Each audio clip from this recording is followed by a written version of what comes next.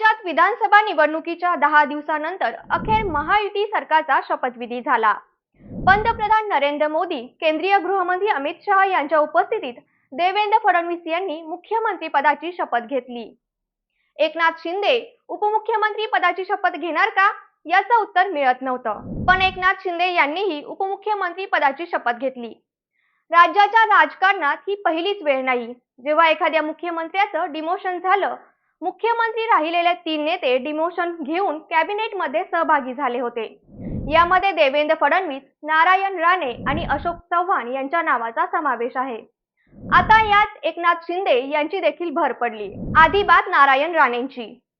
सन 1995 मधील निवडणुकीनंतर राज्यात शिवसेना भाजप युतीचं सरकार अस्तित्वात आलं होतं. त्यावेळी मुख्यमंत्रीपद शिवसेनेच्या खात्यात गेलं होतं.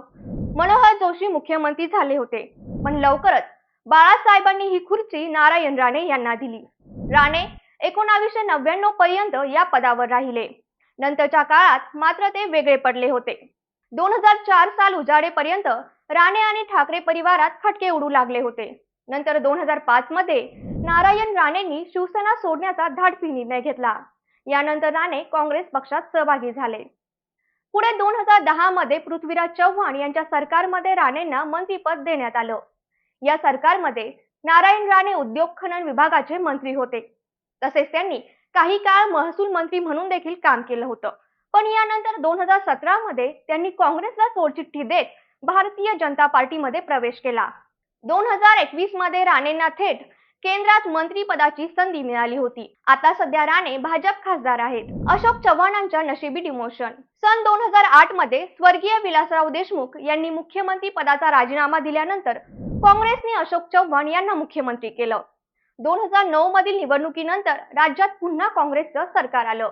त्यावेळी सुद्धा अशोक चव्हाण यांनाच मुख्यमंत्रीपद मिळालं. नंतर आदर्श घोटाळ्यात नाव समोर आल्यानंतर त्यांना मुख्यमंत्रीपद सोडावं लागलं.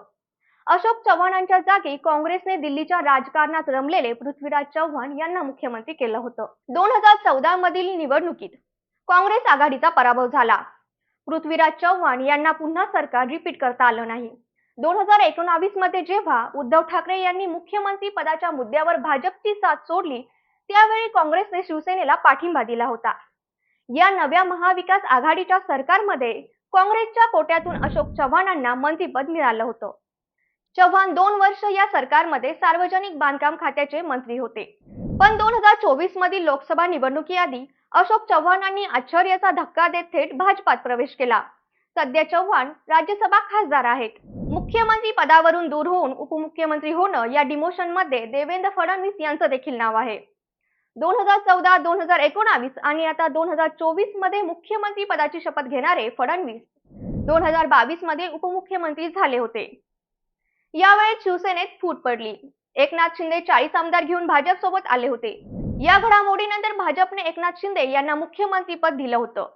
शिंदे यांच्या 2.5 वर्षांच्या सरकारमध्ये स्वतः देवेंद्र फडणवीस उपमुख्यमंत्री म्हणून काम पाहत होते. अशाच प्रकारचे राजकीय व्हिडिओ पाहण्यासाठी सोशल मीडिया आणि YouTubeवर लेट्स अप मराठीला फॉलो करा आणि पाहत रहा लेट्स अप मराठी.